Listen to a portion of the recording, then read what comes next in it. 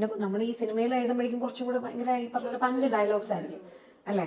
കോടതിയിൽ റിയലിൽ വരുമ്പോഴത്തേക്കും നാച്ചുറലി വരുന്നതാണ്, നമ്മുടെ തന്നെ സ്ക്രിപ്റ്റാണ്. അതിൽ ഈ വാക്കുകളെല്ലാം ഈ അക്കമിട്ട് നമ്മൾ അങ്ങനെ പഞ്ചായിട്ട് മാത്രം ഉപയോഗിക്കുന്നതായിരിക്കില്ല. സിനിമയിൽ അതിന്റെ വ്യത്യാസമുണ്ട്. അത്തരത്തിൽ പഞ്ചിന് ഇപ്പം ജനഗണമനയിൽ പൃഥ്വിരാജ് ഇന്ത്യ ഇതാണെന്നൊക്കെ പിന്നെ അങ്ങനെയൊന്നും ഓടിക്കും. ജഡ്ജി പറയാ ശരി ശരി ഓക്കെ നെക്സ്റ്റ് എന്ന് പറയും, പിന്നൊന്നും പറയേണ്ടി വരില്ല നമ്മള്. അങ്ങനെയൊന്നുമില്ല. പക്ഷെ നമ്മൾ പറയും, സെന്റിമെന്റൽ ആയിട്ട് നമ്മൾ പറയും.